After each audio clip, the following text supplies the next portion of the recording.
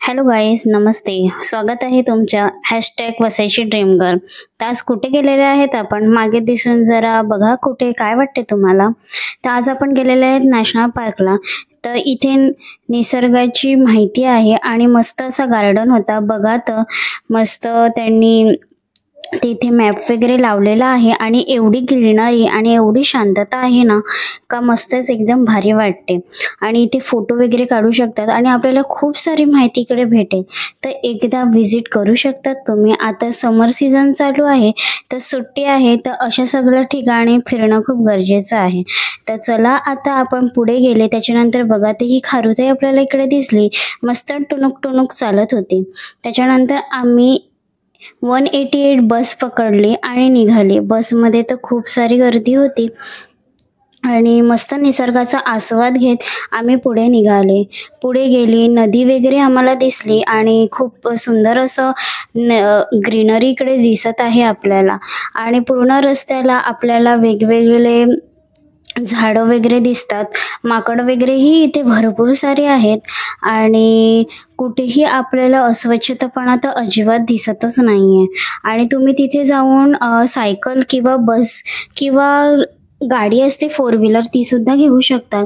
सायकलची किती 150 रुपये आहेत आणि 4 व्हीलरमधून जातील तर 50-50 रुपये पर पर्सन असा तिकडचा हे आहे. तर पुढे जाऊन तिथे तर सगळ्यात मस्त असं सुंदर आहे काणेरी केव्स. तर त्या तर आपण बघितल्याच पाहिजेत. तर आम्ही थेट बस पकडली आणि तिथे गेले. पण 10 मिनिटामध्ये आम्ही तिथे पोहोचले आणि आपला स्टॉप आलेला आहे. गेले गेले बघतात तर काय, माकड आपल्या बाबूला घेऊन मस्त चालत होता. बघा, आई ती आईच असते, कशी बाळाला सांभाळत आहे. तर आपण पोचलेले आहेत काणेरी केव्सला आणि काणेरी केव्स आपल्याला मागे दिसतच आहे आणि खूप सारे पर्यटक तिकडे फिरायला वगैरे सुद्धा आले होते. माकडांची तर एवढी झुंड आहे ना तिकडे, जरा सांभाळूनच चाला हा, नाही तर येऊन आपल्याला मारतो. एका बाबूला तर त्यांनी पाडूनच दिलं. पुढे जाऊया आणि बघूया. बघा, निसर्गाचा मस्त आस्वाद घेत पुढे गेले.